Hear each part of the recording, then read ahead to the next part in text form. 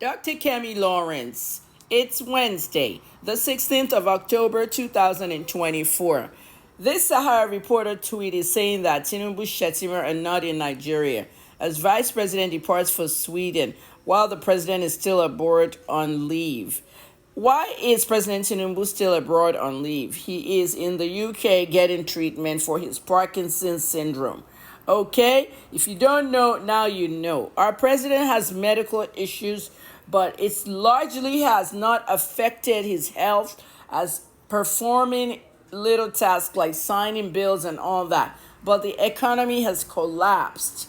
The whole administration is a mess.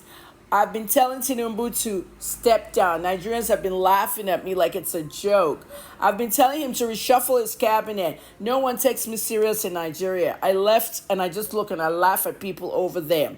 People were asking me yesterday if they should continue saving since the naira is flatly devalued with the pound at 2,000 plus. Why is this a problem? The president of a country and the vice president should really not be outside the country at any one time. This is how the military orchestrated coups in the 70s, in the 80s, and during the whole power struggle. Okay, even Ironsi was out of the presidential whatever, then he went to Ibadan. Like I told you in the last video, it was with my uncle in the Agodi State House when they took both of them and killed them, blah, blah, blah. But outside the country, you guys remember Yakubu Gowon's trip outside the country when Muritala Mohammed took over. We know what happened.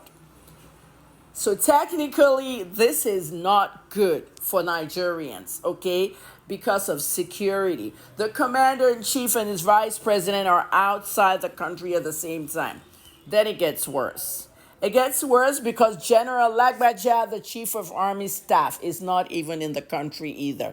He was secretly flown abroad for medical treatment. I told you that this morning. So imagine the top three: chief of army staff, okay, president and vice president out of the country at the same time. Are we protected? No, we're not. What if we were attacked by Russia with all their flags flying in northern Nigeria? I was the one that told you that those were Russian flags.